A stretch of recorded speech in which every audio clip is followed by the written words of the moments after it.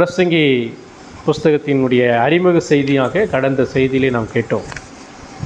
இன்றைக்கு சூரியனுக்கு கீழே நிம்மதி உண்டா என்கிற தலைப்பில் 1ஆம் அதிகாரம் 1 முதல் 3 வசனங்களின் அடிப்படையிலே நாம் நாளிலே நாம் தேவனுடைய வார்த்தையை கேட்க இருக்கிறோம்.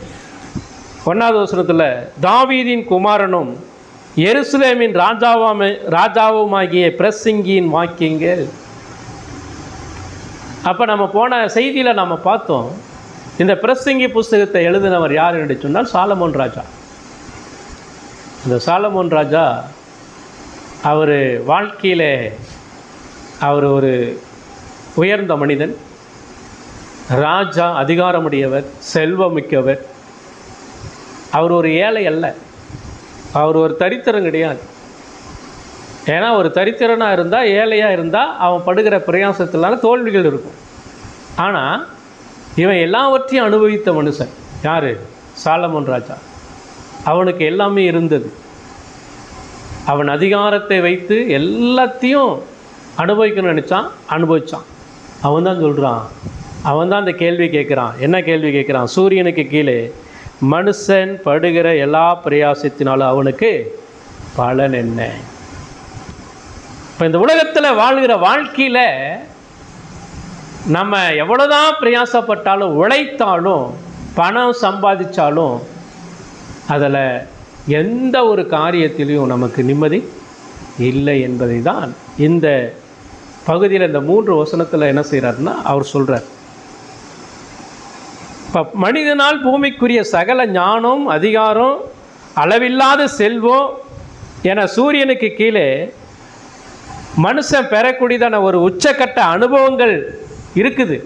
ஆனால் அதை அடைந்தாலும் கூட எல்லாவற்றையும் அனுபவித்த அந்த சாலமோன் பார்த்து சொல்கிறாரு, சூரியனுக்கு கீழே நிம்மதி இல்லை என்று சொல்லுகிறார். எல்லாவற்றையும் அனுபவித்த அந்த சாலமோன், சூரியனுக்கு கீழே நான் எல்லாத்தையும் நான் அனுபவிச்சிட்டேன். எனக்கு என்னெல்லாம் ஆசை வந்துச்சோ அந்த ஆசையெல்லாம் நான் என்ன செஞ்சிட்டேன்? அனுபவிச்சிட்டேன். ஆனால் எல்லாத்தையும் அனுபவித்த பின்னாடி அதில் என்ன பலன் என்று சொல்லி பார்த்தா ஒரு பலனும் இல்லை, ஒரு பலனும் இல்லை என்று சொல்லுகிறான். அப்போ இந்த பகுதியில் இப்போ சூரியனுக்கு கீழே நிம்மதி இருக்குதா இல்லையா அப்படிங்கிறத விளக்குறார். 3 விஷயங்களை விளக்குறார். அதில் முதல் காரியம் என்னன்னு சொன்னால் 1வது வசனம் பாருங்கள், தாவீதின் குமாரனும் எருசலேமின் ராஜாவுமாகிய பிரசங்கியின் வாக்கியங்கள். அப்போ இந்த முதல் வசனம் என்ன சொல்லுதுன்னா, உலகின் ஞானமும் பதவிகளும் ஆத்மாவுக்கு திருப்தி என்ன செய்யாது? தராது. இந்த சாலமோன் ராஜா அவன் எப்படிப்பட்ட மனுஷன் அப்படின்னு சொன்னால், அவங்க அப்பாவுக்கு அடுத்தது அவனை ராஜாவாக்கினார்கள். அவனுக்கு அப்படிப்பட்டதான ஒரு வாய்ப்பை ஆண்டவர் கொடுத்தார். சாலமோனுக்கு அவங்க அப்பாவுக்கு பின்னாடி ராஜா என்கிறதான அந்த பொறுப்பை கடவுள் கொடுத்தார். இப்போ அந்த பதவி ஒரு விசேஷித்த பதவி. ஆனால் அந்த பதவியை அடைந்திருந்தாலும் கூட அந்த பதவியின் மூலமாக அவன் நிம்மதி என்ன செய்யவில்லை? பெறவில்லை. வாசிங்க 1 ராஜாக்கள் 3ஆம் அதிகாரம் 12வது வசனத்தில் பாருங்கள். 1 ராஜாக்கள் 3ஆம் அதிகாரம் 12வது வசனம்.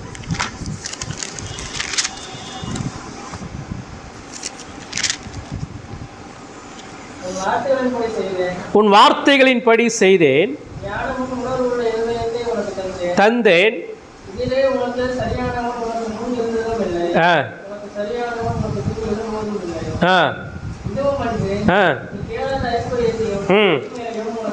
தந்தேன்.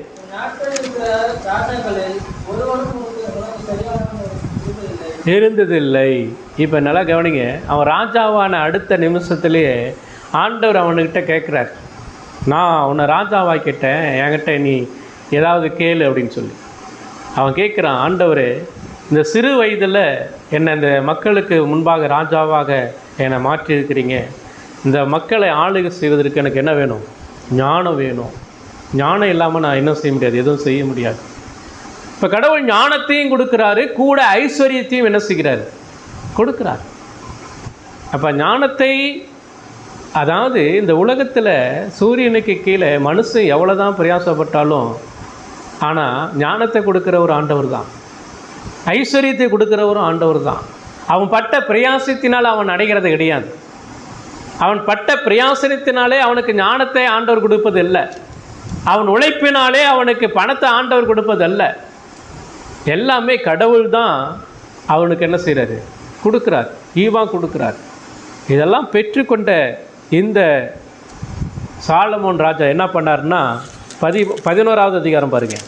11வது அதிகாரம் 1 ராஜாக்கள் 11வது அதிகாரம்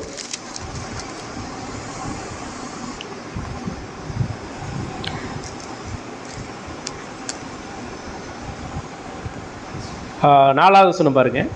சாலமோன் வயது சென்றபோது அவனுடைய மனைவிகள் அவன் இருதயத்தை அந்நிய தேவர்களை பின்பற்றும்படி சாய பண்ணினார்கள். அதனால் அவனுடைய இருதயம் அவன் தகப்பனாகி தாவீதின் இருதயத்தைப் போல தன் தேவனாகிய கர்த்தரோடு உத்தமமாய் இருக்கவில்லை. என்னாச்சு? கடவுள் ஞானத்தை கொடுத்தாரு, அதே போல் ஐஸ்வர்யத்தை கொடுத்தாரு. எத்தனை மனைவி அவனுக்கு? எத்தனை மனைவி? 3வது வசனம் பாருங்க. அவனுக்கு பிரபுகள் குலமான 700 மனையாட்டிகளும் 300 மறுமனையாட்டிகளும் இருந்தார்கள். அவருடைய ஸ்திரீகள் அவன் இருதயத்தை வலிவி போக பண்ணினார்கள். கடவுள் கொடுக்குற ஞானத்தையும், நல்லா கவனிங்க, கடவுள் கொடுக்குற ஞானத்தையும் ஐஸ்வர்யத்தையும் வச்சு இவன் என்ன செஞ்சான் தெரியுமா? சுயமாய் செயல்பட ஆரம்பித்தான். அநேக ஸ்திரீகளை கல்யாணம் பண்ணான். 700 மனைவி, 300 மறுமணியாட்டி.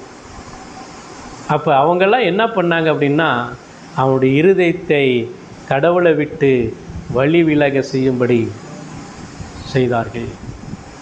இப்போ அவங்க என்ன பண்ணிட்டாங்கன்னா, இவன் தேவனுக்கு என்று சொல்லி ஒரு ஆலயத்தை கட்டினான். ஆனால் இவனுடைய மனைவிகளாம் என்ன பண்ணாங்கன்னா, அந்நிய ஸ்திரீகள், அவங்க விக்கிரக கோயிலை கட்ட ஆரம்பிச்சிட்டாங்க. இவன் மூலமாக கட்ட ஆரம்பிச்சிட்டாங்க. எவ்வளோ பாவத்தை அவன் மேற்கொண்டு இருக்கிறான் பாருங்க. அப்போ இப்படிப்பட்டதான இந்த உலகத்திலே பதவி எனக்கு கொடுக்கப்பட்டாலும், ஞானம் கொடுக்கப்பட்டாலும், அந்த ஞானத்தையும் அந்த பதவியும் நான் சுயமாய் நான் அதை பிரயோகப்படுத்தும் போது அது கண்டிப்பாக அது பாவத்தின் விளைவாக போகிறது. அதனால் எனக்கு இந்த உலகத்தில் என்னுடைய ஆத்மாவுக்கு எந்த பிரயோஜனமும் கிடையாது என்று சொல்லி சொல்லுகிறார். அப்போ காரணம் என்ன? பொருளாசையை குறித்து இவன் எச்சரிக்கையாக இல்லாமல் போயிட்டான். இவனுக்கு பண ஆசை இருந்தது. 3வது அதிகாரத்தில் 12வது வசனம் 13வது வசனத்தில் பாருங்கள். அங்கே அவர் சொல்கிறாரு, 3ஆம் அதிகாரம் 12-13, 1 ராஜாக்கள். உன் வார்த்தையின்படி செய்தேன், ஞானமும் உணர்வுள்ள இருதயத்தையும் உனக்கு தந்தேன், இதிலே உனக்கு சரியானவன் உனக்கு முன் இருந்ததில்லை அப்படின்னு சொல்கிறார். அப்போ இதுவுமன்றி நீ கேளாத ஐஸ்வர்யத்தையும் மகிமையும் உனக்கு தந்தேன். நான் உனக்கு இதெல்லாம் கொடுத்துருக்கிறேன். உன் நாட்களில் இருக்கிற ராஜாக்கள் ஒருவன் உனக்கு சரியானவன் இருப்பது இல்லை அப்படின்னு சொல்லி ஆண்டவர் சொல்லி ஞானத்தையும் ஐஸ்வர்யத்தையும் கொடுத்தா, இவன் தவறான விதத்தில் அதை என்ன செய்கிறான்? பயன்படுத்துகிறவனாக இருக்கிறான். ஆகவே இந்த உலகத்தில் பதவி என்ன செய்யணும்னு சொன்னால், அது தவறான அவனுக்கு இருக்கிற அந்த அதிகாரத்தின் அடிப்படையில் அவனை தவறாக என்ன செய்யும்? வழிநடத்தக்கூடியதாக இருக்கிறது. இப்போ அவன் தவறாக அந்த வழிநடத்துகிற அந்த படினாலே அவனுக்கு என்ன இல்லைன்னா, அவனுக்கு திருப்தி இல்லை, அவனுடைய ஆத்மாவுக்கு நிம்மதி இல்லை. அப்போ அவனுக்கு இருந்த பதவியை வைத்து நான் நிம்மதியாக இருக்கலாம்னு நினச்சான், பிரயாசப்பட்டான், எல்லாத்தையும் அனுபவித்தான். ஆனால் அவனே சொல்கிறான், சூரியனுக்கு கீழே நான் அனுபவித்தேன், எல்லாவற்றையும் அனுபவித்தேன். எனக்கு அந்த ராஜ பதவி, அதிகாரம் இருந்தது, செல்வம் இருந்தது, எல்லாவற்றிலும் காட்டிலும் நான் நினச்சதெல்லாம் என்ன செஞ்சேன்? சாதித்தேன்.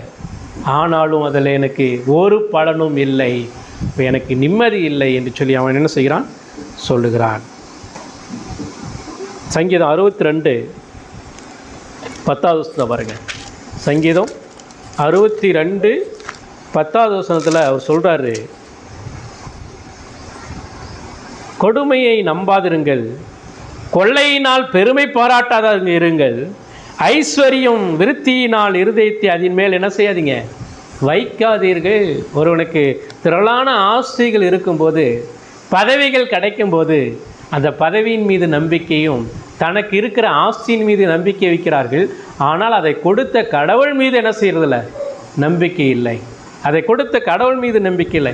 ஏன்னா பணம் வந்துருச்சுன்னு சொன்னாவே அந்த பணம் இவர்களை ஆளுகை செய்கிறது.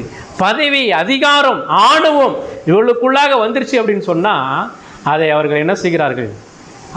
அதை சார்ந்து கொள்ளுகிறார்களே ஒழிய அதை கொடுத்த கடவுளை சார்ந்து கொள்வதில்லை. அப்போ அவங்களை என்ன செய்து பெருமை பாராட்ட செய்கிறது. ஐஸ்வர்யம் விருத்தியானதுனால் இருதயத்தை அதன் மேல் வைக்கிறார்கள். அதை வைக்கிறதுனால தான் அந்த பணம் அவர்களை ஆளுகை செய்கிறது. பணத்தை இவர்கள் ஆளுகை செய்வதில்லை, பணம் அவர்களை ஆளுகை செய்கிறது. சங்கீதம் 73:25 பாருங்க. சங்கீதம் 73:25. பரலோகத்தில் உம்மை அல்லாமல் எனக்கு யார் உண்டு? பூலோகத்தில் உம்மை தவிர எனக்கு வேற விருப்பம் இல்லை அப்படின்னு சொல்கிறான். இங்கே சங்கீதக்காரர் என்ன சொல்கிறான்னு சொன்னால், இந்த உலகத்தில் ஒரு திருப்தியும் கிடையாது. அதனால தான் பரலோகத்திலே உம்மை இல்லாமல் எனக்கு யார் உண்டு, பூலோகத்தில் உம்மை தவிர எனக்கு விருப்பம் இல்லை. அப்போ ஒரு உண்மையான ஒரு விசுவாசி, ரட்சிக்கப்பட்ட ஒரு விசுவாசி, இந்த சூரியனுக்கு கீழே நாம் படுகிற பிரயாசத்தினால ஒரு பலனும் கிடையாது. அதனால் இந்த உலகத்தில் தேவனை தவிர நமக்கு ஒரு நிம்மதியும் கிடையாது என்பதை அவன் என்ன செய்கிறான்? ஒத்துக்கொண்டு சொல்லுகிறான். இப்போ நம்முடைய கல்வி, பதவி, சமூக அந்தஸ்து ஆகியவை எல்லாமே தற்காலிகமானது, அது நிரந்தரமானது அல்ல. இப்போ சூரியனுக்கு கீழே என்பது அப்படின்னா என்ன அர்த்தம்னு சொன்னால், சூரியனுக்கு கீழே அப்படின்னு சொன்னால் இந்த உலகத்தினுடைய காரியங்கள், ஆண்டவர் படைத்த அந்த அத்தனை காரியத்தையும் அங்கே சொல்கிறார். இப்போ மனிதன் சூரியனுக்கு கீழே அவன் வாழ்ந்து கொண்டிருக்கிறான். அப்போ நடைபெறுகிற எல்லா காரியத்திலும், அவன் பிரயாசப்படுகிற எல்லா விஷயத்திலும் ஒரு நன்மையும் அவனுக்கு என்னல்ல கிடையாது. அதனால தான் சாலமோன் அரசாண்ட காலத்தில் அவனுடைய பதவி, ஞானம், அதிகாரம் அவனுடைய ஆத்மாவுக்கு எந்த ஒரு திருப்தியோ நிம்மதியோ என்ன செய்யலை, கொடுக்கவில்லை. அதனால தான் அவன் சொல்கிறான், சூரியனுக்கு கீழே மனுஷன் பட்ட பிரயாசத்தினாலே அவனுக்கு பலன் என்ன? மனுஷன் சொன்னால் அவனுக்கு, மனுஷனுக்கு ஆத்மா இருக்குது. அந்த ஆத்மாவுக்கு அவன் படுகிற பிரயாசத்தினால இந்த உலகத்தில் ஒரு பலனும் கிடையாது. ஏன்னா ஆத்மா செத்து போயிருக்கிறது. அந்த ஆத்மா பாவத்தில் மரித்து கிடக்கிறது. இன்றைக்கி மனுஷன் படுகிற பிரயாசம் எதுக்காக படுறான்? அவன் படுகிற பிரயாசம்லாம் எதுக்காக தான் படுறான்?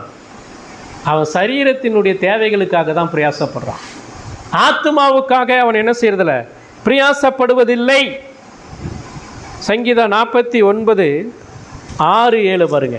சங்கீதம் 49:6-7 வசனம்.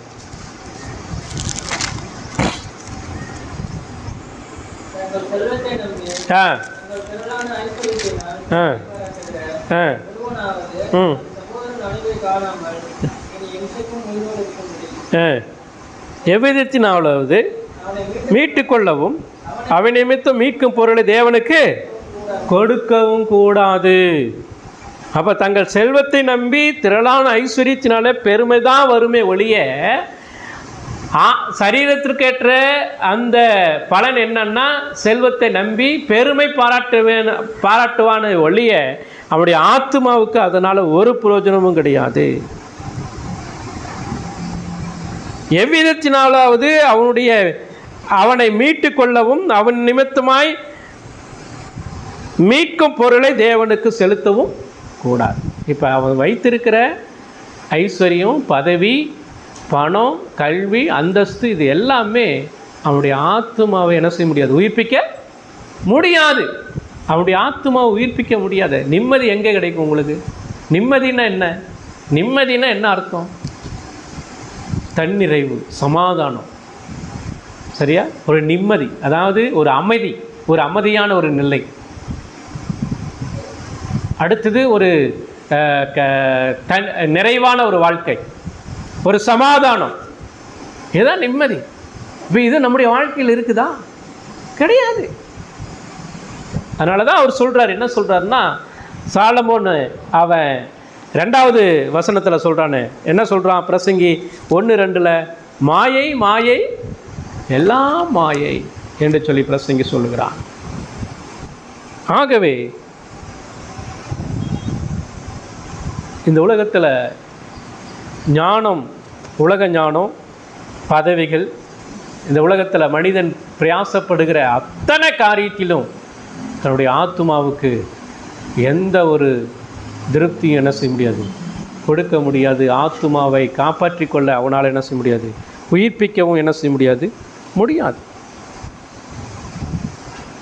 இந்த உலகத்தில் அவன் எப்படிப்பட்ட ஒரு வாழ்க்கை வாழ்கிறான்னு சொன்னால், உப்பு தண்ணியை குடித்தா அப்படின்னு சொன்னால், உப்பை தின்னவன் அவனுக்கு ஒரு நாளும் தாகம் என்ன செய்யாது, தீர்க்கவே தீர்க்காது, தாகமே தீர்க்காது. அவன் உப்பு தின்னிட்டே இருப்பானான்னு சொன்னால் அவன் ஒரு நாளும் தாகம் அவனுக்கு தீர்க்காது. அவனுடைய வாழ்க்கை எப்படி இருக்குது அப்படின்னு சொன்னால், அதாவது வெடிப்புள்ள ஒரு தொட்டியில் தண்ணியை ஊற்றி வச்சா எப்படி இருக்கும்? வெடிப்புள்ள ஒரு தொட்டியில் தண்ணியை ஊற்றினா என்ன ஆகும்? தண்ணி நிறைஞ்சிருக்குமா? அவன் மேலே ஊற்ற கீழே என்ன செய்யும், போய்கொண்டே இருக்கும். அப்படிப்பட்டதான ஒரு வாழ்க்கை தான் இந்த உலகத்தில் மனிதன் படுகிற பிரயாசம் உள்ள ஒரு வாழ்க்கை. ஒரு பிரயோஜனமும் கிடையாது, ஒரு பிரயோஜனமும் கிடையாது. அப்போ இது என்ன சொல்ல வருதுன்னு சொன்னால், அவனுடைய வாழ்க்கை ஒரு சரியான ஒரு செயல்பாடு அல்ல. அவனுடைய வாழ்க்கையில் அவன் படுகிற பிரயாசம் சரியான ஒரு பிரயாசம் அல்ல. ஏன்னா கடவுளற்ற ஒரு நிலையிலே காணப்படுகிறான். கடவுளை மையமாய் வைத்து செயல்படுவதில்லை. கடவுளை சார்ந்து அவன் பிரயாசப்படுவதில்லை. கடவுள் கொடுக்கிற ஆலோசனைக்கு அவன் கீழ்ப்படிவதில்லை. புரியுதா? அப்ப வெடிப்புள்ள ஒரு தொட்டியில அவன் தண்ணீரை ஊற்றும் போது, இன்னொன்று வேதத்திலே சொல்றாரு பாருங்களேன். எரேமியா 2வது அதிகாரம், எரேமியா 2ஆம் அதிகாரம் 13வது வசனம் பாருங்க. எரேமியா 2ஆம் அதிகாரம் 13வது வசனம். என் ஜனங்கள் 2 தீமைகளை செய்தார்கள், ஜீவ தண்ணீர் ஊற்றாகி என்னை விட்டு விட்டார்கள். என்ன பண்ணிட்டான்? ஜீவ ஊற்றாகி என்னை விட்டு விட்டார்கள். அப்புறம் தண்ணீர் நிற்காத தொட்டியாகிய வெடிப்புள்ள தொட்டிகளை தங்களுக்கு வெட்டி கொண்டார்கள். வெடிப்புள்ள தொட்டியை தங்களுக்கு தேர்ந்தெடுத்து கொண்டார். அப்படின்னா என்ன அர்த்தங்க? அவங்களுக்கு ஞானம் இல்லை, தேவ ஞானம் இல்லை, கடவுளை அறிகிற அறிவு இல்லை. எது சரியான ஒரு நிலை என்பதை அவர்களால் என்ன செய்ய முடியல, புரிஞ்சு கொள்ள முடியல. இப்போ மனுஷன் இன்றைக்கி பிரயாசப்படுகிறதனுடைய நோக்கம் என்னன்னு சொன்னால், அவன் படுறான், பிரயாசப்படுறான், எல்லாமே செய்கிறான்.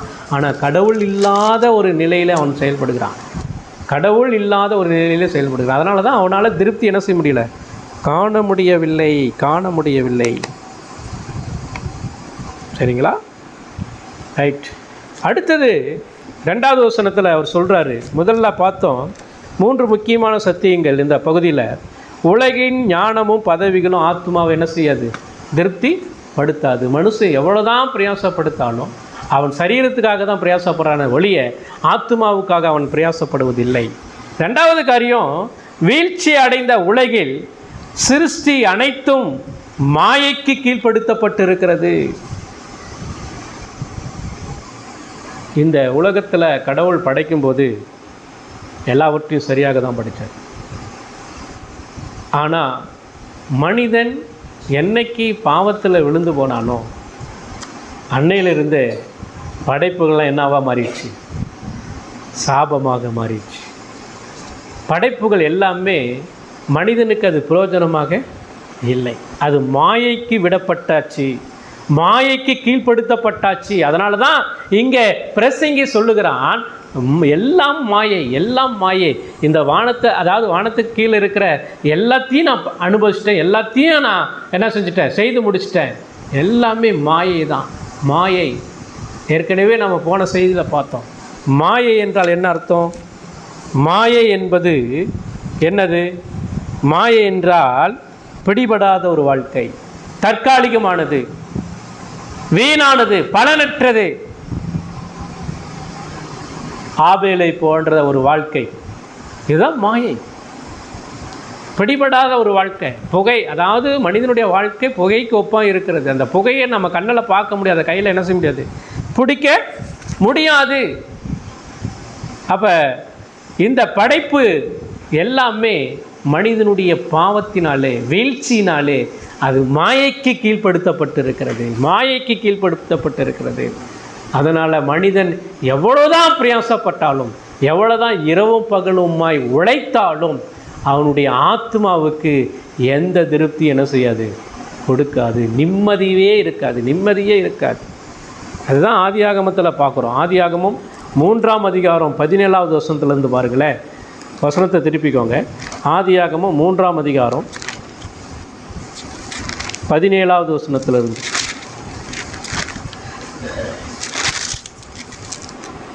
பின்பு அவர் ஆதாமை நோக்கி, உன் மனைவியின் வார்த்தைக்கு செவி கொடுத்து புசிக்க வேண்டாம் என்று நான் உனக்கு விளக்கின விருட்சத்தின் கனியை புசித்தபடியினாலே பூமி உன் நிமித்தம் சபிக்கப்பட்டிருக்கும்.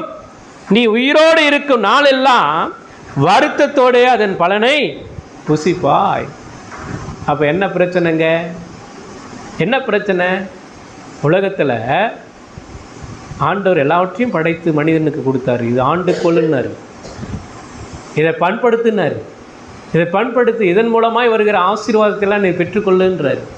ஆனால் அவன் கடவுளுடைய கட்டளையை மீறினபடினாலே, பாவத்தினாலே அவனுடைய கையில் கொடுக்கப்பட்ட எல்லா படைப்புகளும் சபிக்கப்பட்டதாய் காணப்பட்டுச்சு ஆண்டருடைய பார்வையிலே. அடுத்த வசனத்தை பாருங்களேன், 18வது வசனம். அது உனக்கு முள்ளும் குறுக்கும் முளைப்பிக்கும், வெளியின் பயிர் வகைகளை புசிப்பாய். அடுத்தது, நீ பூமியில் இருந்து எடுக்கப்பட்டபடியால் நீ பூமிக்கு திரும்ப மட்டும் உன் முகத்தின் வேர்வையால் ஆகாரம் புசிப்பாய். நீ மண்ணாய் இருக்கிறாய், மண்ணுக்கு திரும்புவாய் என்றார். அப்போ உலகத்தில் மனிதன் அவன் படுகிற பிரயாசம் எல்லாம் மாயைக்கு கீழ்ப்படுத்தப்பட்டிருக்கிறது. ஆண்டவர் இதை செய்திருக்கிறார், தேவன் இதை செய்திருக்கிறார். அதுதான் ரோமர் 8ஆம் அதிகாரத்தில் சொல்கிறார். ரோமர் 8ஆம் அதிகாரம் 20வது வசனத்திலிருந்து பாருங்கள். ரோமர் 8ஆம் அதிகாரம் 20வது வசனத்திலிருந்து அவர் சொல்கிறார்,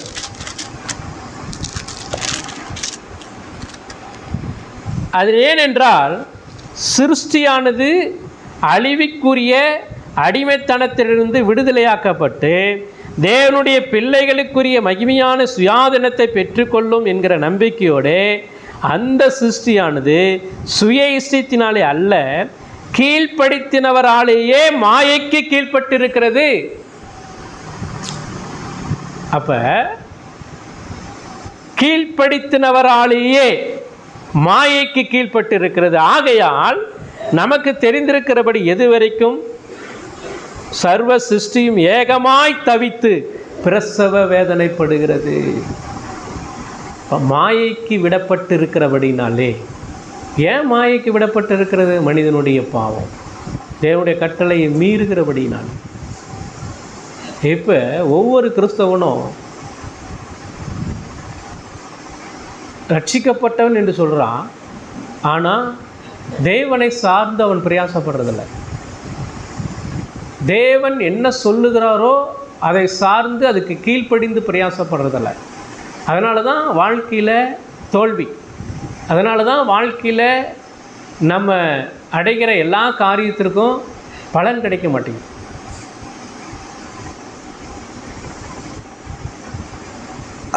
அதனால தான் அவர் சொல்கிறார், என்ன சொல்கிறாருன்னா, மல்கியா புஸ்தகத்தில் சொல்கிறார். மல்கியாவில் படித்து பாருங்களேன். மல்கியா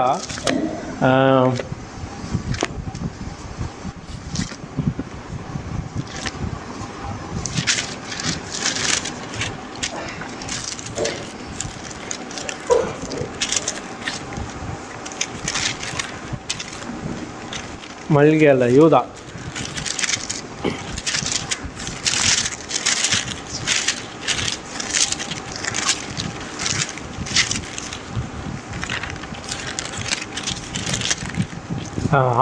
ஆகாய் புஸ்தகம் ஆகாய் புஸ்தகத்தில், ஆகாய் தீர்க்க தரிசன புஸ்தகத்தில் சொல்கிறாரு, 1090வது பக்கத்தில் பாருங்கள், நீங்கள் திரளாய் விதைத்தும் கொஞ்சமாய் அறுத்து கொண்டு வருகிறீர்கள், நீங்கள் புசித்தும் திருப்தியாகவில்லை, குடித்தும் பரிபூர்ணம் அடைவதில்லை, நீங்கள் வஸ்திரம் உடுத்தியும் ஒருவனுக்கும் குளிர் விடவில்லை, கூலியை சம்பாதிக்கிறவன் பொத்தலான பையிலே போடுகிறவனாய் அதை சம்பாதிக்கிறான் அப்படின்ட்டு. காரணம் என்ன? உங்கள் வழிகளை சிந்திச்சு பாருங்கள். அப்போ அவர் அதே வசனத்தில் சொல்கிறார் பாருங்களேன். எதனால்? 4வது வசனம் பாருங்கள், இந்த வீடு பாழாய் கிடக்கும்போது நீங்கள் மச்சு பாவப்பட்ட வீடுகளில் குடியிருக்கும்படியான காலம் இதுவோ? தேவனுடைய காரியங்களை குறித்து அக்கறை இல்லாமல் நீங்கள் என்ன செய்கிறீங்க? உங்களுடைய காரியங்களை குறித்து யோசித்து உங்களுடைய தேவைகளை பூர்த்தி செய்வதற்காக, உங்களுடைய தேவைகளை சந்திப்பதற்காக நீங்கள் என்ன செய்கிறீங்க? பிரயாசப்படுறீங்க, மாயையை சார்ந்து கொள்றீங்க. புரியுதா? மறைந்து போகிற, பிடிக்கப்படாத, தற்காலிகமான அந்த மாயையை நீங்கள் பற்றி கொண்டிருக்கிறீங்க. ஆனால் நீங்கள் என்ன செஞ்சிட்டீங்க? ஜீவனுள்ள தண்ணீராகிய அந்த தொட்டியை விட்டுட்டீங்க. வெடிப்புள்ள தொட்டியை நீங்கள் என்ன செஞ்சிட்டீங்க? பிடித்து கொண்டீங்க. அதனால தான் என்ன இல்லை, உங்களுடைய ஆத்மாவுக்கு அது என்ன செய்ய முடியல? திருப்தியை கொடுக்க முடியல. புரியுதா? அதனால தான் நம்ம என்ன செய்கிறோம்? பிரசவ வேதனைப்படுகிறோம். இந்த உலகத்தில் எவ்வளோதான் உழைச்சாலும் பலன் இல்லையே. மனிதன் படாது பாடுபடுறான். சரிங்களா? சங்கீதம் 39 சில வசனத்தை சொல்கிறார். சங்கீதம் 39, 5, 6 பாருங்கள். இதோ என் நாட்களை 4 விரற்கட்டைகள் அளவாக்கினீர், என் ஆயுசு உமது பார்வைக்கு இல்லாத போல் இருக்கிறது. எந்த மனுஷனும் மாயையே. வேஷமாய் மனுஷன் திரிகிறான், விருதாகவே சஞ்சலப்படுகிறான், ஆஸ்தியை சேர்க்கிறான், யார் அதை வாரிக்கொள்வான் என்று அறியான். புரியுதுங்களா? அவன் என்ன காரணம் அப்படின்னு சொன்னால், அவனுடைய பாவத்தினுடைய விளைவு தான். பொருட்கள் மீது நம்பிக்கை இருக்கிறது, ஆனால் அதை படைத்த கடவுள் மீது நம்பிக்கை இல்லை. புரியுதா? ஒவ்வொரு மனிதனும் இன்றைக்கி வாழுகிற மனிதன் எதை சார்ந்து கொள்கிறான்? அவன் பதவியின் மீது நம்பிக்கை இருக்குது, அவன் வைத்திருக்கிற சொத்து மீது நம்பிக்கை இருக்கிறது, அவன் கட்டின வீட்டின் மீது நம்பிக்கை இருக்கிறது, அவன் வைத்திருக்கிற வாகனத்தின் மீது நம்பிக்கை இருக்கிறது. ஆனால் எல்லாவற்றையும் கொடுத்த கடவுள் மீது அவனுக்கு என்ன இல்லை? நம்பிக்கையற்றவனாக காணப்படுகிறான். அதனால தான் அவன் படுகிற பிரயாசத்தினால எவ்வளோ பெரிய வண்டி வச்சுருந்தாலும் சரி, எவ்வளோ பெரிய சொத்து வச்சுருந்தாலும் சரி, எல்லாத்தையும் அனுபவித்து அவன் எதிர்பார்க்குற நிம்மதி அங்கே என்ன செய்யலை? அவனுக்கு கிடைக்கல. இந்த உலகத்தில் சாலமோனை விடவா பெரிய ஐஸ்வர்யவான்? சாலமோனை விடவா பெரிய ஆள்? அவனை போல அனுபவித்தவன் வேறு இந்த உலகத்தில் எவனுமே கிடையாது. அதான் ஆண்டவர் சொல்கிறார், உனக்கு முன் இருந்தவனும் இல்லை, உனக்கு பின் இருந்தவனும் கிடையாது. நான் உன்னை ஆசீர்வச்சிருக்கிறேன், உனக்கு ஞானத்தை கொடுத்துருக்குறேன், உனக்கு ஐஸ்வர்யத்தை கொடுத்துருக்குறேன். ஆனால் எல்லாத்தையும் அனுபவிச்சுட்டு தான் அவன் சொல்கிறான், சூரியனுக்கு கீழே என்ன இல்லை? நிம்மதி கிடையாது. எல்லாம் மாயை, எல்லாம் தற்காலிகமானது. இது எல்லாமே ஆண்டவருடைய கட்டுப்பாட்டுக்குள் இருக்கிறது, மாயைக்கு விடப்பட்டு இருக்கிறது. சரியா?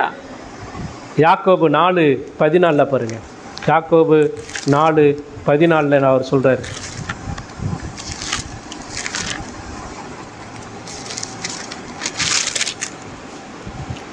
நாளைக்கு நடப்பது உங்களுக்கு தெரியாதே, உங்கள் ஜீவன் எப்படிப்பட்டது? கொஞ்ச காலம் தோன்றி பின்பு தோன்றாமல் போகிற புகையை போல் இருக்கிறது.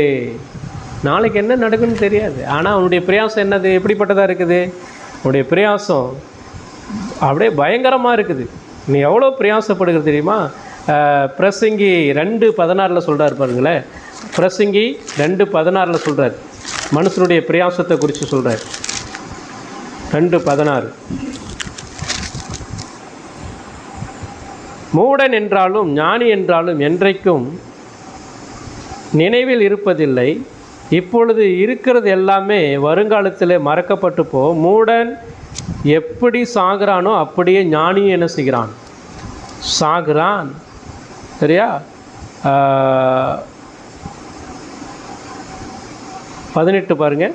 சூரியனுக்கு கீழே நான் பட்ட பிரயாசத்தை எல்லாம் வெறுத்தேன். பிரசங்கி தான் சொல்கிறான். அதாவது சூரியனுக்கு கீழே நான் பட்ட பிரயாசத்தை எல்லாம் வெறுத்தேன். எனக்கு பின் வரப்போகிறவனுக்கு அதை நான் வைத்து போக வேண்டியதாகுமே. அவன் படுற பிரயாசம்லாம் அவனுக்கு கிடையாது. புரியுதா? இன்றைக்கி நடைமுறையில் அப்படி தானே இருக்குது. எவ்வளவோ சம்பாதிச்சு சேர்த்து வைக்கிறான். திடீர்னு என்ன செஞ்சிடான்? மரித்து போகிறான். அடுத்தது யார் அனுபவிப்பா? யார் அனுபவிப்பா? இவன் சம்பாதிச்சு வைக்கிறான், இவன் சேர்த்து வைக்கிறான், இவன் செத்து போயிடுறான். இவன் என்ன செய்ய முடியல? அனுபவிக்க முடியல. அதுதான் ஆண்டவர் இயேசு கிறிஸ்து சொல்கிறாரு. ஒரு விவசாயி அவன் என்ன செய்கிறான்னா, விளைகிற எல்லா விளைச்சலையும் தானே சேர்த்து வச்சு தானே அனுபவிக்கணும்னு சொல்லி நினைக்கிறான். புரியுதா? ஏழைகளுக்கு கொடுக்க மாட்டேங்கிறான். கொடுக்க மனசு வரல. இப்போ அவனை பார்த்து பக்கத்தில் அவன் காதில் ஒரு சத்தம், மதிகேடனே, இன்னைக்கு நீ செத்து போனா நீ சேர்த்து வைக்கிறத யார் சாப்பிடுவா? நீ சாப்பிடுவியா? புரியுதா? அப்போ மனிதனுடைய பிரயாசத்தில், அவன் படுகிற பாடுகளில், அவன் உழைப்பில் எல்லாமே தோல்வி தோல்வி தோல்வி தோல்வி. காரணம் என்ன? அவன் மாயையை பற்றி கொண்டு இருக்கிறான். அதெல்லாம் தற்காலிகமானது அப்படிங்கிறது அவனுக்கு தெரியல. இதில் என் ஆத்மாவுக்கு திருப்தி தராது, என் ஆத்மாவுக்கு ஒரு பிரயோஜனமும் இருக்காது அப்படிங்கிறது அவனுக்கு என்ன செய்யலை? தெரியல. இன்னும் பணத்தை எவ்வளோ சம்பாதிக்கலாம், இன்னும் எந்த அளவுக்கு நம்ம உழைக்கலாம், எப்படியாவது பணத்தை சேகரிக்கலாம், எல்லாமே இந்த உலக பிரகாரமான காரியங்களுக்காக தான் அவன் பிரயாசப்படுறான ஒழிய அவன் தன்னுடைய ஆத்மா பாவத்தில் மரிச்சிருக்கிறது. அதுக்கு நம்ம என்ன செய்யணுங்கிறத என்ன செய்யறதில்லை, அவன் யோசிக்கிறதே கிடையாது. ஆத்மாவுக்காக உழைக்கிறதில்ல, சரீரத்துக்காக தான் உழைக்கிறான். சரியா? இதுக்கு என்ன காரணம்? பாவத்தின் வீழ்ச்சி. பாவத்தின் வீழ்ச்சி. ஏசாயா 24ஆம் அதிகாரத்தில், ஏசாயா 24 பாருங்கள். 24ஆம் அதிகாரம் 5-6வது வசனம்.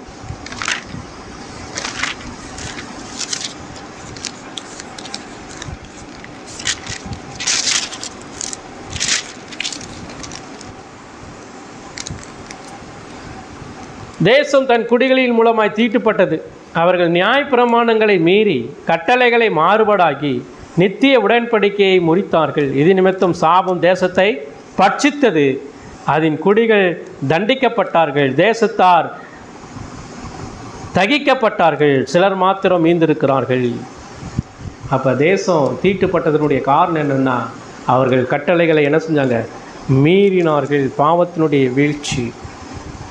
இன்னொன்று, அது மட்டும் இல்லை,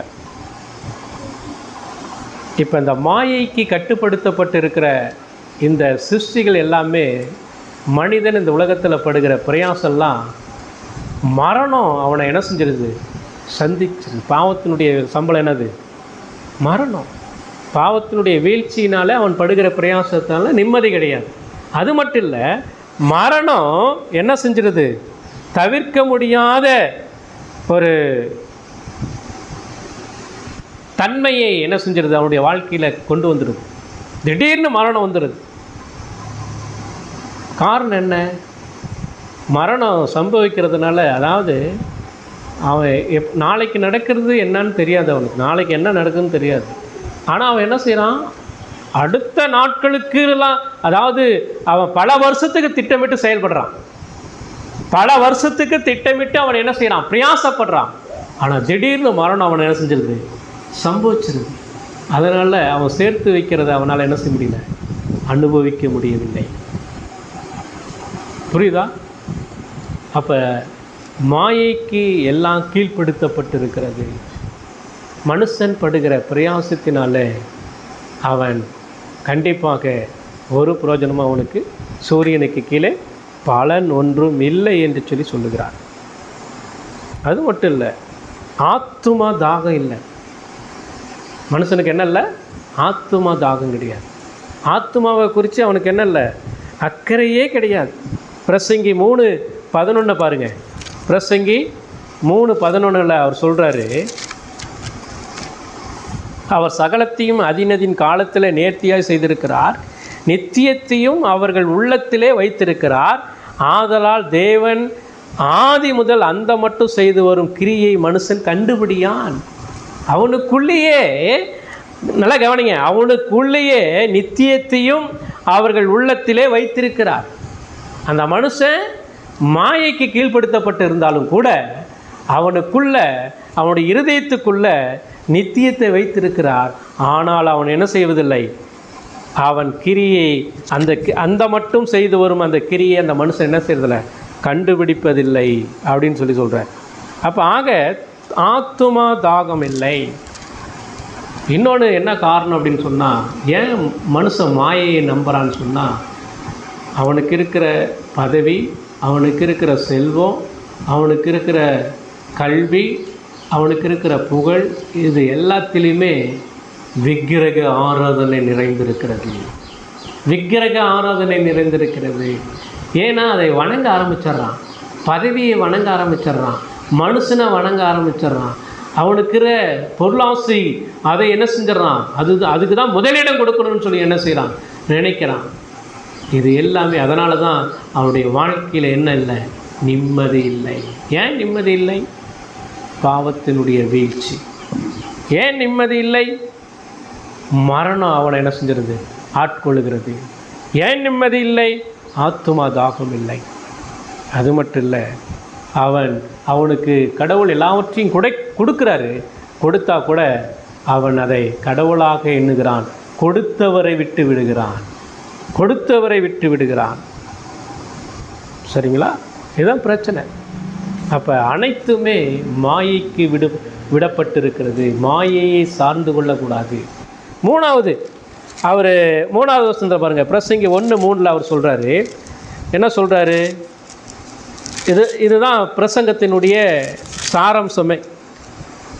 சூரியனுக்கு கீழே மனுஷன் படுகிற எல்லா பிரயாசத்தினாலும் அவனுக்கு பலன் என்ன?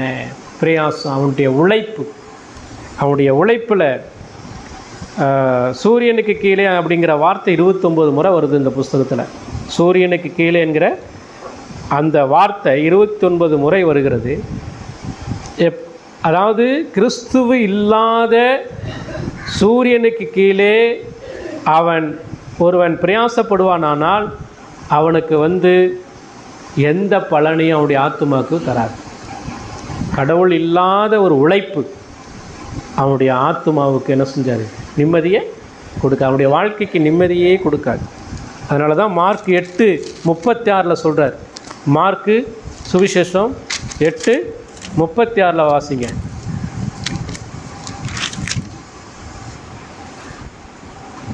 மனுஷன் உலகம் முழுவதையும் ஆதாயப்படுத்தி கொண்டாலும் தன் ஜீவனை நஷ்டப்படுத்தினால் அவனுக்கு லாபம் என்ன?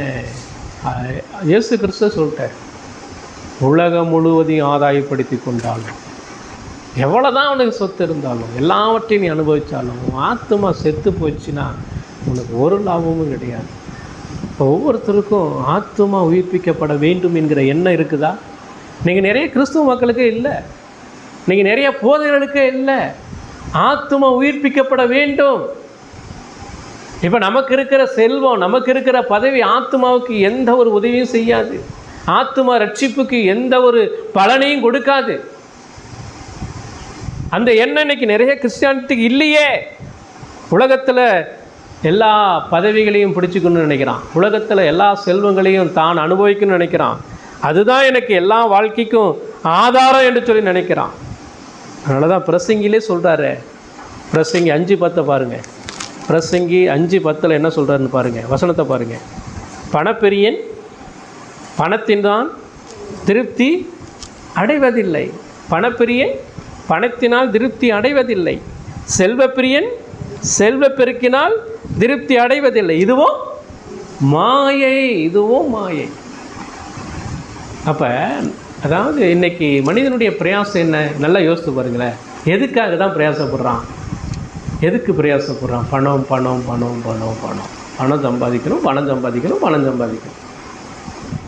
நீ இவ்வளோ நாளாக நீ பணம் சம்பாதிக்கணும் பண்ணிட்டு இருந்தியே, என்ன பிரயோஜனம்? என்னத்தை சாதிச்சிட்ட நீ? சாலமோன் அவனுக்கு ஏகப்பட்ட தங்கம் இருந்துச்சு, ஏகப்பட்ட வைரம் இருந்துச்சு, நிறைய சொத்துக்கள் இருந்துச்சு, அளவு கடந்த சொத்துக்கள் இருந்துச்சு. அவனை போல பணக்காரன் யாரும் கிடையாது. எல்லாத்தையும் அனுபவிச்சான். ஆனால் அது எல்லாமே குப்பை தான் அப்படின்னு சொல்லி நினச்சான். இதில் ஒரு சந்தோஷமும் இல்லை, ஒரு நிம்மதியும் இல்லைன்னு சொல்லி அழைச்சி ஆராய்ஞ்சு பார்த்தான். அதனால தான் இந்த பிரசங்கி புஸ்தகத்தை எழுதினான். முதிர் வயதில் எழுதினான். எல்லாத்தையும் பாவம் செஞ்சுட்டு கடைசியாக எல்லாத்தையும் அனுபவிச்சுட்டு கடைசியாக இதில் ஒரு பலனும் இல்லை, ஒரே ஒரு பலன் மட்டும்தான் இருக்குது, கர்த்தருக்கு பயந்து அவருடைய கட்டளைகளுக்கு கீழ்ப்படிந்திரு. அங்கே தான் உனக்கு நன்மை இருக்குது, அங்கே தான் உன் ஆத்துமாவுக்கு பலன் இருக்குது, அங்கே தான் நிம்மதி இருக்குது அப்படின்னு சொல்லி என்ன செய்கிறாரு, கடைசியாக அவர் சொல்கிறார். 12ஆம் அதிகாரம் 13வது வசனத்தில் சொல்கிறார். பிரசங்கி 12:13 அவர் என்ன செய்கிறாரு சொல்கிறார். அதை வாசிங்க. காரியத்தின் கடைத்தொகையை கேட்போமாக, தேவனுக்கு பயந்து அவர் கற்பனைகளை கைக்கொள், எல்லா மனுஷர் மேலும் விழுந்த கடமை அப்படின்றார். அப்போ பணம், பதவி, கல்வி, புகழ் இது எதுவுமே சூரியனுக்கு கீழே. இதுக்காக தான் மனுஷன் பிரயாசப்படுறான்.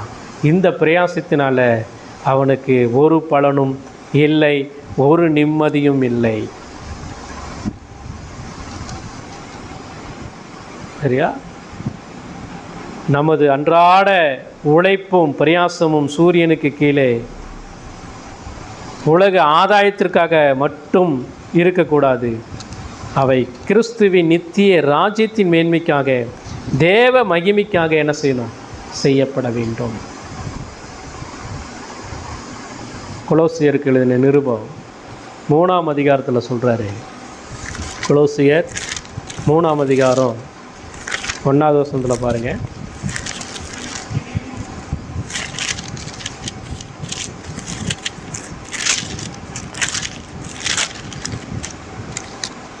நீங்கள் கிறிஸ்துவுடன் கூட எழுந்தது உண்டானால் கிறிஸ்து தேவனுடைய வலது வருஷத்தில் வீட்டிற்கும் இடத்தில் உள்ள மேலானவைகளை நாடுங்கள். 2வது வசனத்தில் பாருங்க, பூமியில் உள்ளவைகளை அல்ல மேலானவைகளையே நாடுங்கள். பூமிக்குரியவைகளை நாடாதீங்க, பூமிக்குரியவைகளை தேடாதீங்க. பூமிக்குரியவைகளை தேடனா அங்கே நிம்மதி இல்லை. அதுதாங்க சொல்கிறாரு பிரசங்கி சொல்கிறாரு. சூரியனுக்கு கீழே மனுஷன் படுகிற பிரயாசம் எல்லாம் அவனுக்கு நிம்மதியை கொடுக்காது, நிம்மதியை கொடுக்காது. அதனால தான் பவுல் அழகாக சொல்கிறாரு, மேலானவைகளை தேடுங்க. சூரியனுக்கு கீழே ஒன்றும் கிடையாது, சூரியனுக்கு மேலே பாருங்கள். மனிதன் கீழேயே பார்க்காதீங்க, பூமியை பார்க்காதீங்க, வானத்தை பாருங்கள். அங்கே தான் பரலோக ராஜ்யம் இருக்கிறது. அங்கிருந்து தான் ஆண்டவராக இயேசு கிறிஸ்து இந்த பூமிக்கு வந்தார். அங்கிருந்து தான் இயேசு கிறிஸ்து இந்த பூமிக்கு வந்தார். அவர் நம்மை இந்த பூமிக்குரிய காரியங்களில் உங்களுக்கு நிம்மதி கிடையாது, உங்களுக்கு நிம்மதியை தருவதற்காக தான் நான் வானத்திலிருந்து பிதாவின் வலது பரிசத்திலிருந்து நான் அனுப்பப்பட்டிருக்கிறேன். உங்களுடைய ஆத்துமா பாவத்தில் செத்து கொண்டிருக்கிறது. எனவே அது உயிர்ப்பிக்கப்பட வேண்டுமானால் நான் உங்களுடைய பாவத்தை சுமந்து நான் உங்களுக்காக சிலுவையில் என்ன செய்ய வேண்டும், மரிக்க வேண்டும். அந்த மரணத்தின் மூலமாக தான் உங்களுக்கு பாவத்திலிருந்து விடுதலை கிடைக்கும். அப்போ தான் உங்கள் ஆத்துமா மீட்கப்படும். அந்த ஆத்துமா உயிர்ப்பிக்கப்பட்டுச்சுன்னா நீங்கள் என்ன செய்வீங்க, இந்த பூமிக்குரியவைகள் எல்லாம் நீங்கள் குப்பையும் நஷ்டமாக எண்ணுவீங்க. இது உங்களுக்கு நிம்மதி தராது என்பதை நீங்கள் ஒத்துக்கொள்வீங்க. அதனால் மேலானவைகளை தேடுங்கள். ஆண்டவராகிய இயேசு கிறிஸ்துவை பற்றி கொள்ளுங்கள். இயேசு கிறிஸ்து இல்லாமல் நமக்கு நிம்மதி கிடையாது. அவர் தான் நமக்கு நிம்மதியை கொடுக்கிற ஆண்டவர், நிம்மதியை கொடுக்கிற ஆண்டவர்.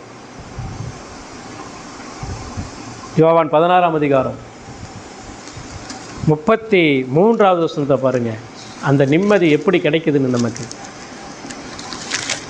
யோவான் 16:33 என்னிடத்தில் உங்களுக்கு சமாதானம் உண்டாயிருக்கும் பொருட்டு இவைகளை உங்களுக்கு சொன்னேன்.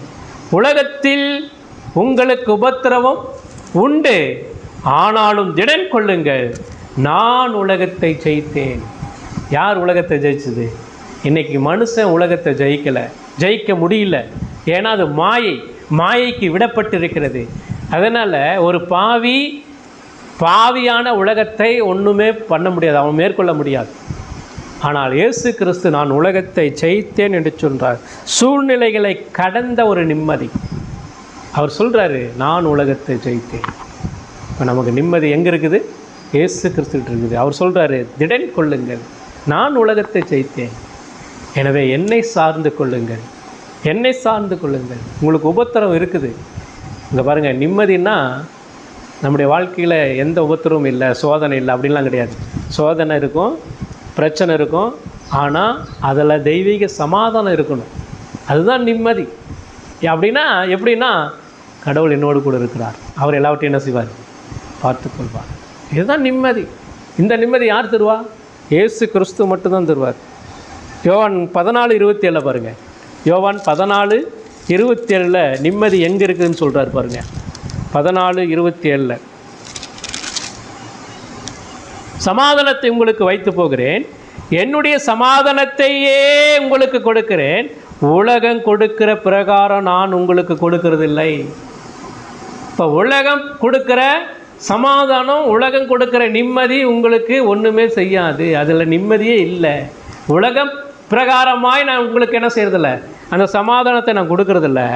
அவர் என்ன சொல்கிறாருன்னா, நல்லா கவனிங்க, நான் உங்களுக்கு கொடுக்கறதில், நான் உங்கள் இருதயம் கலங்காமலும் பயப்படாமல் இருப்பதாக நான் போவேன் என்றும் திரும்பி உங்களிடத்தில் வருவேன் என்றும் நான் உங்களுடனே சொன்னதை கேட்டீர்கள். நீங்கள் என்னில் அன்புள்ளவர்களாக இருந்தால் பிதாவினிடத்திற்கு போகிறேன் என்று நான் சொன்னதை குறித்து நீங்கள் சந்தோஷப்படுவீர்கள்.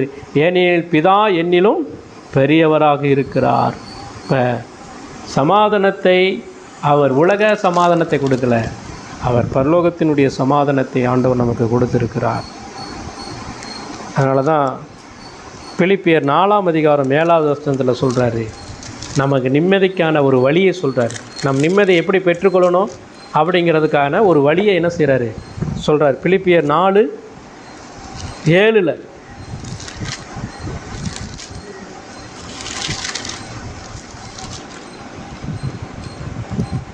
எல்லா புத்திக்கும் மேலான தேவ சமாதானம் உங்கள் இருதயங்களையும் கிறிஸ்து இயேசுக்குள்ளாக என்ன செய்யும்? காத்து கொள்ளும். 6 பாருங்கள், நீங்கள் ஒன்றுக்கும் கவலைப்படாமல் எல்லாவற்றையும் குறித்து உங்கள் விண்ணப்பங்களை ஸ்தோத்திரத்தோடைய கூடிய ஜபத்தினாலும் வேண்டுதலினாலும் தேவனுக்கு என்ன செய்யுங்க? தெரியப்படுத்துங்கள். இயேசு கிறிஸ்து நமக்கு சமாதானத்தை கொடுக்கும்படி இந்த உலகத்துக்கு வந்தார். சரியா? உலகத்தில் உபத்திரவங்கள் உண்டு, திடன் கொள்ளுங்களான் உலகத்தை ஜெயித்தவர் சொல்கிறாரு. மரித்து அவர் உயிர் தெழுந்தவர் சொல்கிறாரு, நான் உங்களுக்கு சமாதானத்தை கொடுக்கும்படி தான் வந்தேன், நான் தான் உங்களுக்கு நிம்மதியை தருவேன், இந்த உலகம் உங்களுக்கு தராது, எனவே என்னை சார்ந்து கொள்ளுங்கள் அப்படின்னு சொல்லி என்ன செய்கிறாரு சொல்கிறாரு. அப்போ என்ன சொல்கிறாருன்னா, அந்த நிம்மதியை நீங்களும் நானும் இயேசு கிறிஸ்து மூலமாக பெற்றுக்கொள்ளணும்னு சொன்னால் எதுக்கும் கவலைப்படாமல் என்ன செய்யணும்? ஜபத்தின் மூலமாக அவரை உறுதியாய் பற்றி கொள்ளும்போது எல்லா புத்திக்கும் மேலான தேவ சமாதானம் உங்கள் இருதயங்களையும் உங்கள் சிந்தனைகளையும் கிறிஸ்து இயேசுக்குள்ளாக காத்துக்கொள்ளும். இப்போ நிம்மதி அப்படின்னு சொன்னால் இயேசுவை தவிர கிடையாது.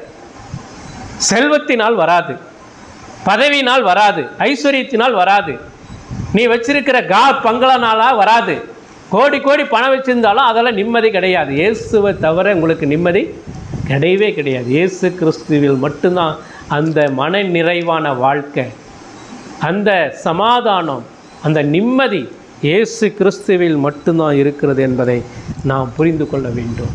ஆகவே நம்ம இன்னைக்கு கேட்ட செய்தியின் அடிப்படையில் சிந்திக்க வேண்டியதான ஒரு விஷயம் என்ன தெரியுமா? நல்லா கவனிங்க, இது ரொம்ப முக்கியமான விஷயம்.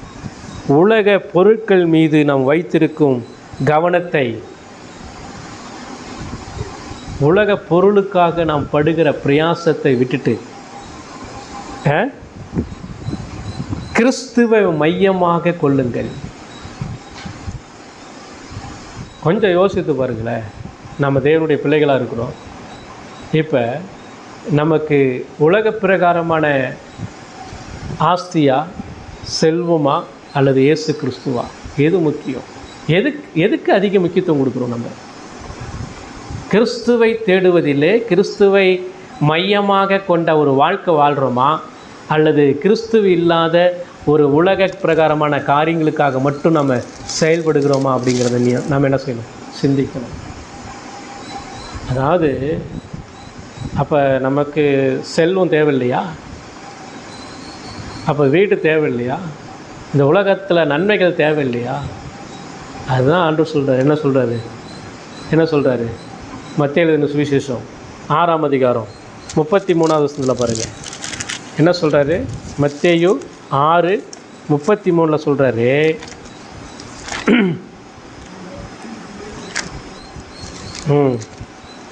முதலாவது தேவனுடைய ராஜ்யத்தையும் அவருடைய நீதியும் தேடுங்கள், அப்பொழுது இவைகள் எல்லாம் உங்களுக்கு கூட கொடுக்கப்படும். முதல்ல சொல்கிறார், முதல்ல நீ யாரை தேடணும்?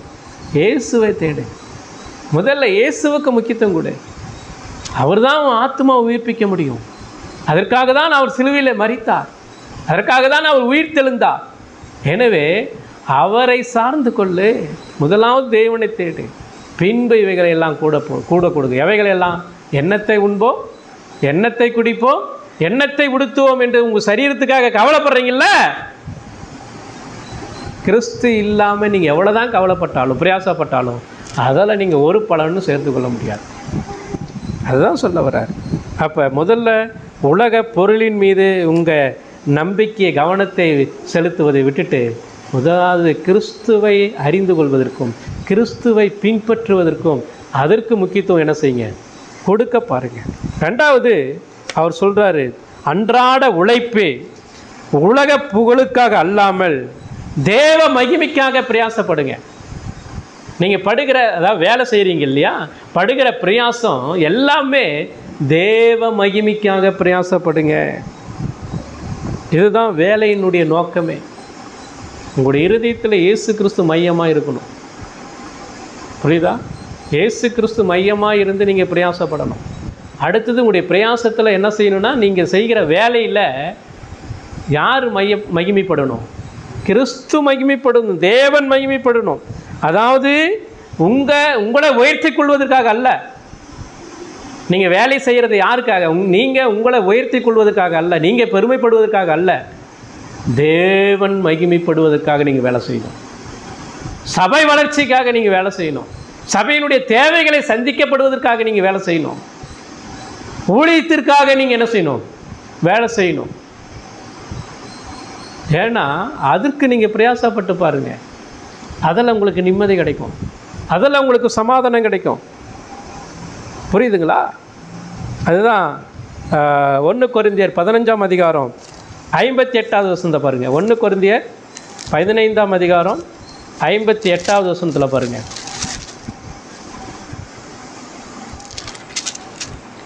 ஆகையால் எனக்கு பிரியமான சகோதரரே, கர்த்தருக்குள் நீங்கள் படுகிற பிரயாசம் விருதாவா இராது என்று அறிந்து நீங்கள் உறுதிப்பட்டவர்களாயும் அசையாதவர்களாயும் கர்த்தருடைய கிரியைகளை எப்பொழுதும் பெருகுவீர்களாயும் இருப்பீர்களாக. இப்போ கிறிஸ்துவுக்குள்ளே நீங்கள் பிரயாசப்பட்டீங்க அப்படின்னு சொன்னால் அது வீணாகவே ஆகாது. கடவுள் உங்களுக்குள்ளே இருந்து நீங்கள் பிரயாசப்படுவீங்க அப்படின்னு சொன்னால் அந்த பிரயாசம் ஒரு நாளும் வீணாகாது அப்படின்றார். சரியா? அப்போ இந்த பிரசங்கத்தின் மூலமாய் கடவுள் நமக்கு கற்றுக் கொடுக்குற விஷயம் என்னன்னு சொன்னால், ஒன்று, இந்த உலகத்தில் எல்லாமே மாயையாக இருக்கிறது. சரியா? சூரியனுக்கு கீழே எல்லாமே மாயையாக இருக்கிறது. அது ஆத்மாவுக்கு திருப்தி கொடுக்காது. அந்த மாயை பாவத்தினாலே அது சாபமாக காணப்படுகிறது. அந்த கடவுள் மாயைக்கு எல்லாத்தையும் என்ன செஞ்சுறாரு? கீழ்ப்படுத்தி வச்சுருக்கிறாரு. மாயைக்கு கீழ்ப்படுத்தி வச்சுருக்கிறாரு. அதனால் சூரியனுக்கு கீழே நீ படுகிற உழைப்பு, நீ படுகிற பிரயாசத்தினால ஒரு பலனும் இல்லை. அதனால் அவர் என்ன சொல்கிறாருன்னா, உலக பொருள் மீது நீ கவனத்தை செலுத்தாத. உன்னுடைய கவனம்லாம் எங்கே தான் இருக்கணும்? கிறிஸ்துவின் மீது இருக்கணும். இயேசு கிறிஸ்துவின் மீது இருக்கணும் கவனம் அப்படின்றார். ரெண்டாவது என்ன சொல்கிறாருன்னா, உன்னுடைய உழைப்பு எல்லாமே தேவனுடைய மகிமைக்காக இருக்கணும் அப்படின்றார். அது மட்டும் இல்லை, மூணாவது, நிலையற்ற உலக பொருட்களை கடந்து, கவனிங்க, நிலையற்ற உலக பொருட்களை கடந்து நித்திய காரியங்களுக்கு நீ முதலீடு செய்யணும். அப்படின்னா என்னன்னா, உன் பொக்கிஷத்தை எங்கே சேர்த்து வைக்கணும்? பரலோகத்தில் சேர்த்து வைக்கணும். உன் பொக்கிஷத்தை பரலோகத்தில் சேர்த்து வைக்க வேண்டும், பூலோகத்திலேயே அல்ல, பூலோகத்தில் அல்ல. அதனால தான் அவர் சொல்கிறாரு 1 தீமோத்தேயு 6ஆம் அதிகாரம் 1 தீமோத்தேயு 6ஆம் அதிகாரத்தில் 18-19 வசனம் பாருங்கள்.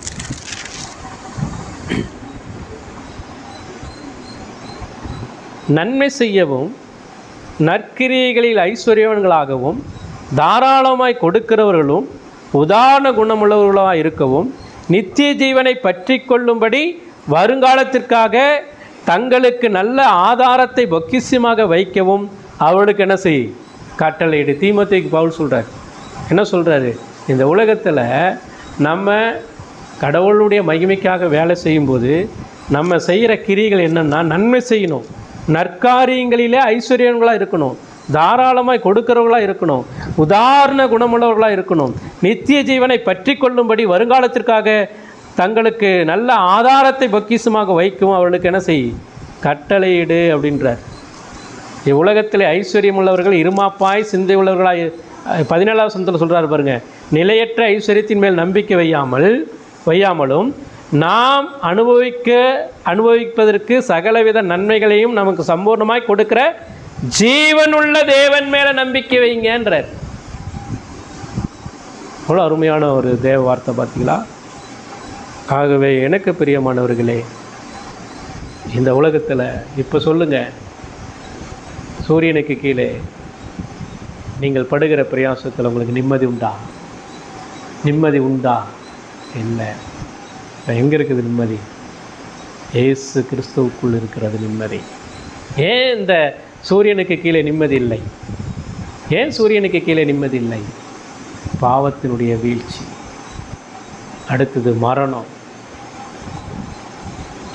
அது மட்டும் இல்லை, மனித இருதயத்தில் ஆத்மா தாகம் இல்லை, ஆத்மா செத்து போயிருக்கிறது. ஆகவே இந்த உலகத்தில் அவன் எவ்வளோதான் பிரயாசப்பட்டான், சாலமோன் சொல்கிறாரு. கடைசியாக அவர் சொல்கிறாரு பாருங்க, சாலமோன் அவன் 1ஆவது வசனத்தில் என்ன சொல்கிறாரு பிரசங்கியில்? சாலமோன் 1ஆம் அதிகாரம் 1ஆவது வசனத்தில் என்ன சொல்கிறாரு பாருங்கள். தாவீதின் குமாரனும், கவனிங்க, இப்போ அவனுக்கு கிருபை எப்படி கிடைச்சிச்சு தெரியுங்களா? தாவீதின் குமாரனாக இருந்ததுனால தான் அவனுக்கு என்ன செஞ்சிச்சு, முதிர் வயதில் அவன் மனம் திரும்புவதற்கு ஒரு வாய்ப்பு கிடைச்சிச்சு. தாவீதின் குமாரனாக இருந்ததுனால தான். எருசலேமின் ராஜாவாக இருந்ததுனால அவனுக்கு ஒரு பிரயோஜனமும் கிடையாது. எருசலேம் ராஜாவாக இருந்ததுனால அவனுக்கு நிம்மதி வரல. அதனால தான் அவன் சொல்கிறான், ஒரு பலனும் இல்லை, எல்லாத்தையும் அனுபவிச்சிட்டேன். நான் ராஜாவாக இருந்தேன், கடவுள் எனக்கு கொடுத்த அந்த ஞானத்தை வச்சு நான் எல்லாத்தையும் அனுபவித்தேன். இல்லை, தாவீதின் குமாரனாக நான் இருந்ததுனால தான் கர்த்தருக்கு பயப்படுகிற பயம், அந்த பயத்தினால தான் நான் என்ன செஞ்சேன். ஏன்னா சாலமோன் வழியாக தான் யார் வந்தது? இயேசு கிறிஸ்து வந்து பிறந்தார். தாவீதின் குமாரன் சாலமோன். அப்போ இயேசு கிறிஸ்துவும் தாவீதின் குமாரன் என்று சொல்லப்படுகிறது. தாவீதின் குமாரனாகிய இயேசு கிறிஸ்து, அவர் வழியாக தான் அந்த நிம்மதியை சாலமோன் அடைந்தான். அதனால தான் நான் ராஜாவாக இருந்தேன், எல்லாத்தையும் அனுபவித்தேன், நிம்மதி இல்லை எனக்கு ஒரே ஒரு நிம்மதி தாவீதின் குமாரனாகிய இயேசு கிறிஸ்துவில் மட்டுமே இருந்தது. எனவே அந்த நிம்மதியை நீங்களும் என்ன செய்யுங்க, பெற்றுக்கொள்ளுங்கள். அந்த சந்தோஷத்தை நீங்களும் பெற்றுக்கொள்ளுங்கள். அந்த சமாதானத்தை நீங்களும் இயேசு கிறிஸ்துவிடத்தில் பெற்றுக்கொள்ளுங்கள். எனவே இந்த உலகத்தினுடைய மாயையை நம்பியிருக்காதீங்க, உலகத்தின் ஐஸ்வர்யத்தை சார்ந்து கொள்ளாதீங்க. இதில் நமக்கு நிம்மதி கிடையவே கிடையாது. நிம்மதியை கொடுக்கிற ஒரே ஒரு ஆண்டவர் இயேசு கிறிஸ்து மாத்திரமே. அவர் தான் நமக்காக சிலுவிலே மரித்தார், அடக்கம் பண்ணப்பட்டார், 3ஆவது நாள் உயிரோடு எழுந்தார். கர்த்தர் தாம் இந்த வார்த்தைகளை ஆசீர்வதிப்பாராக. ஜெபம்.